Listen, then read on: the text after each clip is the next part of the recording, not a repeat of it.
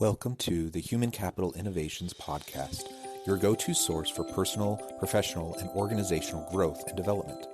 We hope you tune in often for all things people management, organizational development and change, organizational leadership, and social impact related. Maximize your personal and organizational potential with Human Capital Innovations Podcast.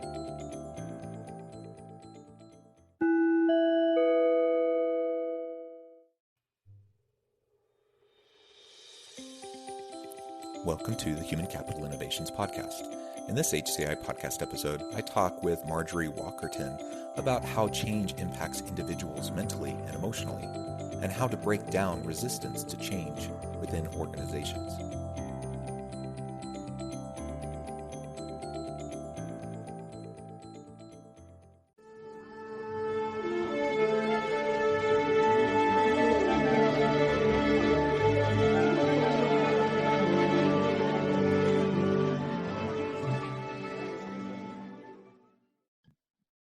Marjorie Walkerton, welcome to the Human Capital Innovations Podcast. Thank you. I'm super excited to have the chance to talk with you today. We're going to be discussing something that is near and dear to my heart, and that is change. Change is ever present in the world around us, and right now we're in the middle of this pandemic and recession, and there's lots of geopolitical dynamics going on. Social strife and angst and all sorts of stuff humming around us just as a broader societal context. And so we're experiencing change, I think, each and every day. But that change also impacts organizations, and organizations are dealing with change, and they're trying to figure out how to deal with a virtual workforce and to integrate new technologies and reach out to customers in new innovative ways. And there's just all of this change happening around us. And so today we're going to be talking about how change impacts us individually and collectively, mentally and emotionally, and how we can break down barriers and resistance to change within organizations. As we get started, I just wanted to share Marjorie's bio with the listeners. Marjorie Walkerton is an author, speaker, and mentor who has spent most of her working career as a nurse in a healthcare setting. Marjorie has also been a trailblazer in many areas of her life, one being the main income earner for her household, providing for her husband and 3 children, way before that was a common situation. She also started running marathons in her 50s, which inspires others to do the same. That is so cool. Marjorie is a lifelong learner with a passion for connecting theory to practical applications that lead to transformation. With her wealth of experience and broad perspective on life, she is able to share her wisdom in accessible and inspiring ways. As a woman that has a heart wired to care for others, you can also find her spending time giving back to her community. What a great background and bio, and what an honor to have the chance to talk with you. And I love the part of your bio where it talks about connecting theory to practical applications that lead to transformation, because I think that's what we all need to be doing all the time. You know, I consider myself a scholar practitioner. I'm a professor. You know, I do the university teaching, and I really do some esoteric research, you know, and I publish in academic journals, and, you know, that has its role, that has its impact. But where I really try to focus my attention is on that practical application, theory to practice to transformation. That's the key. That's what we need in this world. That's all that counts. Yes. Beautiful. Beautiful. All the theory in the world is useless if it doesn't make a difference. Yeah, absolutely. Well, as we get started, is there anything else you would like to share with listeners by way of personal background? I think you pretty much covered it. On a personal note, I will say that I have been experiencing exactly what we're going to be talking about today, because when I launched my book in February, I had visions of speaking engagements and book signings and going to retreats and having this in-person time with my readers. And of course, that hasn't happened. And so I would like to share that it's been a huge adjustment for me to switch to the virtual world of sharing the good news of my book and what I'm about, what my values are, and doing that in a way that is often quite lonely. And I don't really know where it's going. So I'm delighted to actually see you face to face today and have this conversation. So that's been a journey for me. I'm energized by groups, by time with people, and it's been challenging. Yeah, it's an interesting time, a challenging time. Mm-hmm. You know, Mm-hmm. I think of just like my own household, and my wife and I both are professors and work from home during COVID. And my kids, I have 6 children. They're all grades second through 11th, and so they're all Mm-hmm. doing school from home. And Wow. so Wow. it's just a full household where Mm-hmm. we're all trying to navigate this together. And Yeah, some yeah. days we're more patient with each other than others, but we're certainly trying. But there's anxieties, there's stresses, there's just all of that that's hanging out there that we all get to deal with, and that's just part of life right now. Yeah. Yeah, I hear you. Yeah. Well, so I know you do a lot of work where you talk about the mental and emotional kind of impacts from all of the change that we face. So Mm-hmm. I'm hoping maybe we can start there. Okay. And if you can share a little bit of what you've seen, both in your healthcare background, but Mm-hmm. also in your mentoring, coaching type of work. Mm-hmm. You Mm-hmm. know, what are the types of things that people are dealing with, or rather, not the types of things they're dealing with, but the types of responses, the types Right. of Right. Okay. coping mechanisms, the types of ways that they're dealing with um, the change in their lives, both mentally and Mm-hmm. emotionally. Mm-hmm. I would say the first thing that comes to my mind is that, and this is a trite quote, and it's so true, that change is inevitable. Now that's always been that way, and now it's just right in front of our faces. Like there's no getting away from it.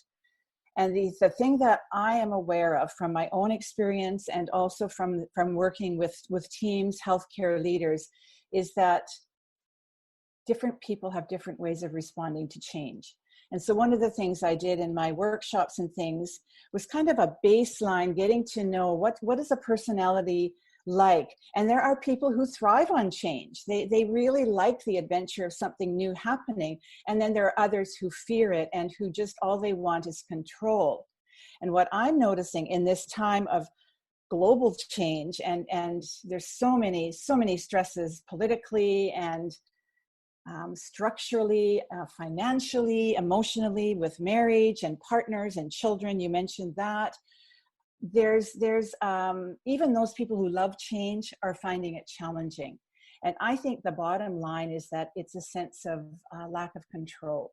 There's just, I have no control over anything. Now, again, that's nothing new. That's true no matter what is happening in the world.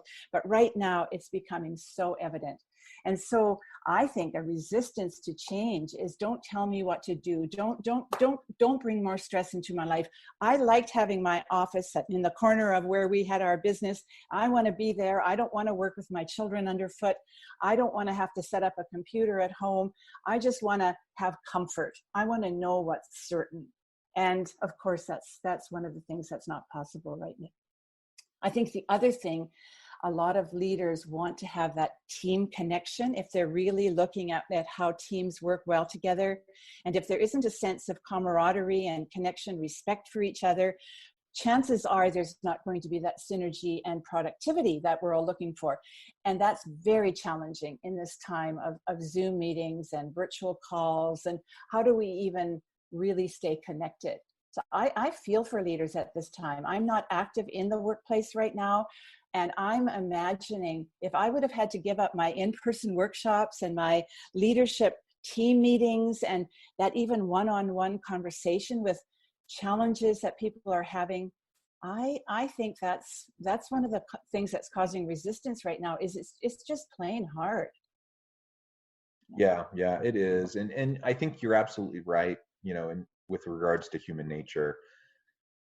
We like stability, we like predictability, we like control, we like we like to at least have the mirage of thinking we know what's coming. Exactly, You know, it's never been the case. Like, we never actually I know know. what the future will Yeah. hold, but we Yeah. do kind of get lulled into a sense of comfort, you Yeah. know, through through certainty, or at least, you know, Yeah. faux Yeah. certainty, you know. And so I think most people do prefer to live life that way. They I think so too. they like Yeah. predictability and certainty. Now, not everybody, and some people Yeah. truly, you know, just they love the adventure and they embrace, you know, everything. But those types of people are probably much fewer and far between. And so I think we're constantly dealing with just the innate human survival instincts, you know, that we have. And we want to be able to make it through these difficult times Safely. and safely. Yeah. And so it's difficult. And so, you know, whether it's at home, whether it's in our neighborhoods, in our communities, in the workplace, I think that's what we're up against when change is afoot. And that can be big societal changes like we're dealing with right now, but that can also be, you know, even relatively small organizational changes, you know, a shift in policy, a new product or service, bringing a new person onto the team in the workplace, whatever. We're always dealing with those types of change. Yeah. One of the things that I think has helped me in my journey of approaching change is I know my personality is such that I want to be part of the process. And I can remember when I was working in the healthcare system, if I was just told, oh, this is a new policy, or by the way, this is what's happening, I had huge resistance. I just thought, it's not like I didn't necessarily want to do the change. I just want to be part of the process. And I don't think I'm alone in that. And so as a leader, if a person can be aware as much as possible, including the team in some of the process. Now I realize some things are not able to be shared at certain times, then just say that, okay, this is all I know. This is what I can share with you. Let's do this together. And so there's a respect for the intelligence and the willingness. So imagining that my team actually is willing to go in this direction, not making up a story that they're resistance and labeling them as problems. And maybe they have some gifts that they can bring to the process of change if I, as a leader, am willing to ask them, look for it, and look for what I want more of, rather than just focusing on the problems and the resistance.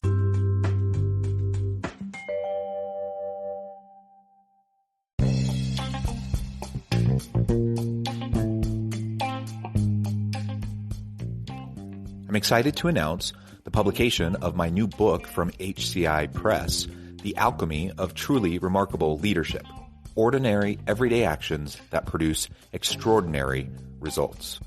Consider how the nature of work has shifted over the past 50 years. With increased globalization, rapid technological advancement, and the shift in economic composition, the average job of today looks very different than the average job of 50 years ago. What will the jobs and organizations of tomorrow look like? Moreover, what does this all mean for organizational leaders? What are the core competencies and capabilities of organizations and their leadership that are prepared for continued disruption and geopolitical and socioeconomic shifts? Regardless of what the future holds, increasingly, leaders need to be socially minded, data-driven, decisive, champions of talent, and disruptors of the traditional notions of leadership, teams, organizations, and work. The Alchemy of Truly Remarkable Leadership will help you to explore your own leadership competencies and capabilities and consider ways to apply and implement them into your workplace and personal life.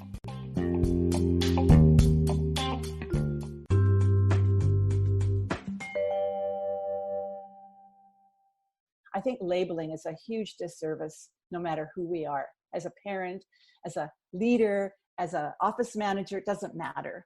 So being curious, what's really going on? How much can I share? That transparency, I think it's not always possible. I get it.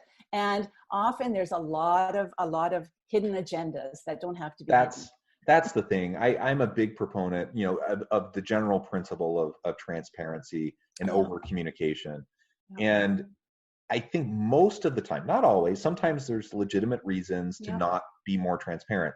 But most of the time, when leaders try to make justifications for not being more transparent, it actually is because of those hidden agendas and personal agendas and kind of the backroom politicking. And it has really nothing to do with what would actually be most useful or successful for the organization or the people. So as a general rule, I think we need to push ourselves towards more communication, more transparency when it comes to change initiatives within an organization. And I think you're absolutely right that employees want to be involved to some extent. I did.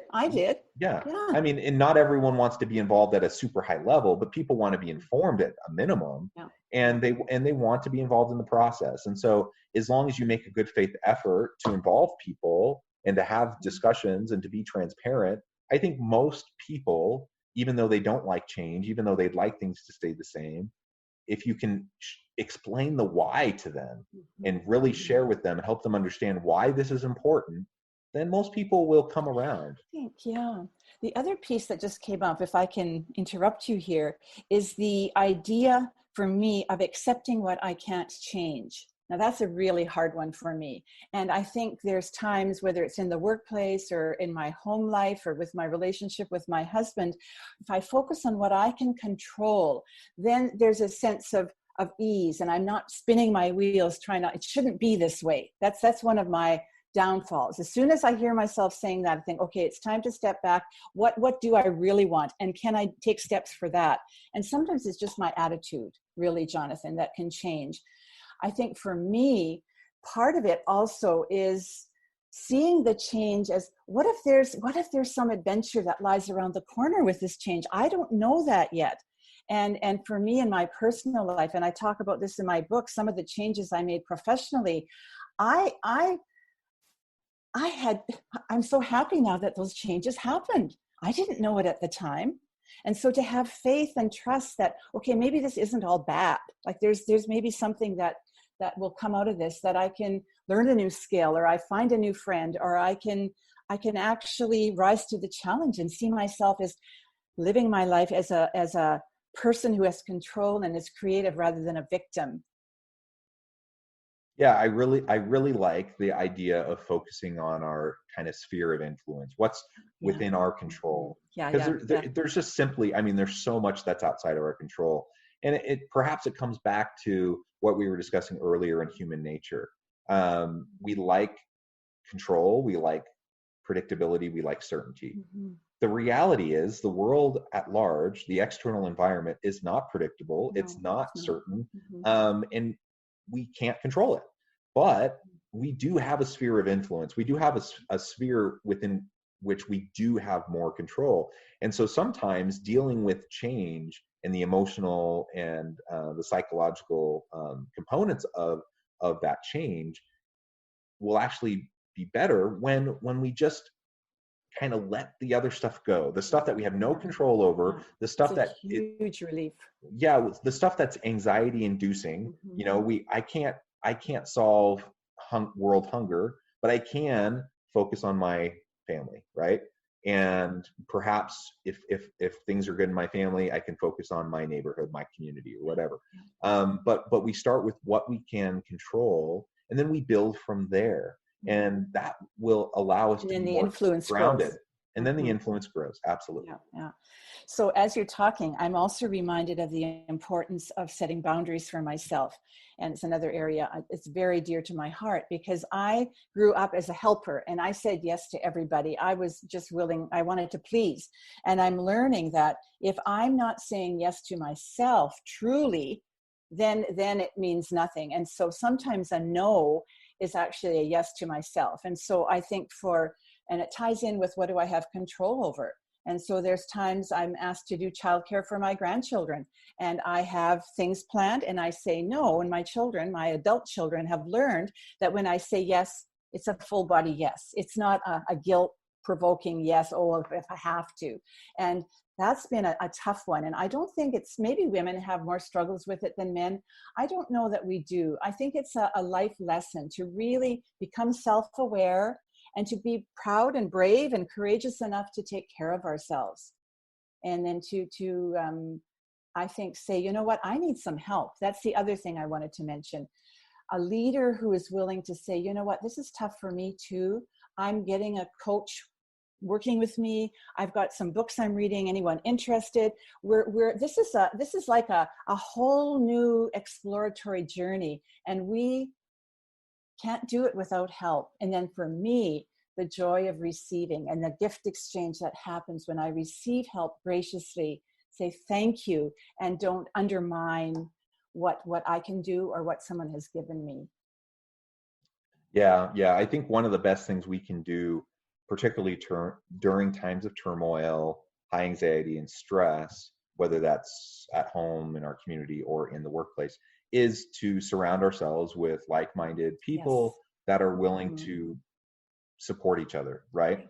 And so, and when I say like-minded, I'm not saying we need to be a monolith, like we need everyone around us just like us, but I'm saying people who share in purpose, right, and mission. And so if we're in the organization, we're within the workplace, and I'm a leader, and I'm trying to deal with the stresses and everything around COVID, and how to help my team be successful, but largely work remotely, or whatever, tack on all those things. To the extent that I feel like I have a trusted team, a team of people that appreciate and respect each other, who will support each other, that is a much heavier lift for me as a leader in that kind of a situation, especially if I'm rolling out new policies, new changes, new systems, new processes. But if I'm a leader that doesn't have that support, or I'm a team member where I don't feel like I have that support, that changes the dynamic completely. And now it's going to reduce the likelihood of that individual either being open and willing to embrace the change, or being able to psychologically, emotionally, to deal with it in a productive way. Yeah. And so what I hear you saying too is normalizing the fact that people may need extra support emotionally or mentally or physically or financially during this time particularly, and to have that be a gift, that's something that we are willing to talk about. It's not a shameful thing. It's not a deep, dark secret that so-and-so is going to see a therapist or whatever. It's their story to tell. Don't get me wrong. At the same time, to find ways to acknowledge that really what's happening is the uncertainty and the lack of control is just being showcased in a way that never was until now, in quite the same way. And this is when I think the people who haven't perhaps spent time working on ways to manage their anxiety, groundedness, call it what you will, then they're floundering. And those who have taken time for self-care, meditation perhaps, maybe finding a group that supports them, reading certain books, are actually in a position to be a support and to model a grounded lifestyle. I'm very aware of that in my work and in my own life. Yeah, great thoughts, great tips. Well, Marjorie, it really has been a pleasure talking with you. The time has flown by. I know. Is that it? Do we have to quit? Unfortunately, our time draws close to a close, but perhaps we can continue this discussion another time, because it's a really important one. But I do hope listeners will consider, what kind of self-care are you doing to deal, with the emotional strain right now? How do you respond to change, both at home and in the workplace? And as a leader, what do you do to support those people that you lead, that are a part of your team, as they're responding to change? I hope these are the types of questions we're asking ourselves and thinking through. Marjorie, before we close today, I want to give you the last word and give you a chance to share with the listeners how they can get connected with you and find out more about what you're doing. Thank you. I have no speaking events to announce. I am quite active in podcast interviews and guest blog posts. And so my website is the best way for people to learn more about me, marjorieworkington.com. And also I'm on LinkedIn, Instagram, Facebook. I have a business page there, inspiredjourney.com.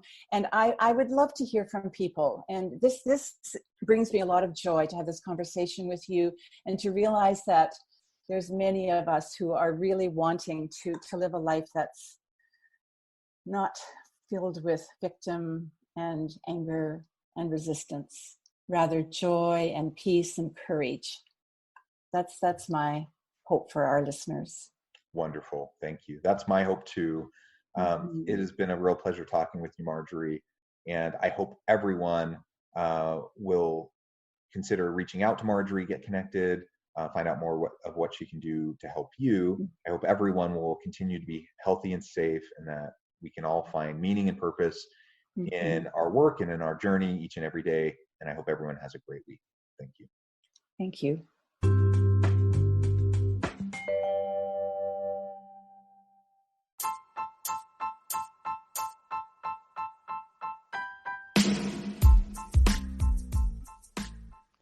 We are excited about the launch of HCI's new magazine, Human Capital Leadership. Human Capital Leadership is a free, interactive e-magazine designed to help individuals, leaders, and organizations find innovative approaches to maximize their human capital potential. We will be publishing issues quarterly in August, November, February, and May. Check out the first issue and let us know what you think.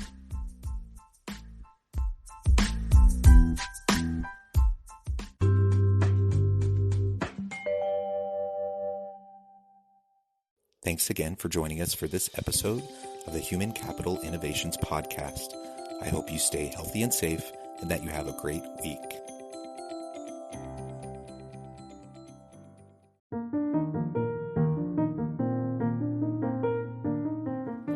Check out our new weekly LinkedIn newsletter, Alchemizing Human Capital, exploring industry trends via original research and interviews with executives and thought leaders from across the globe. We look forward to having you join us.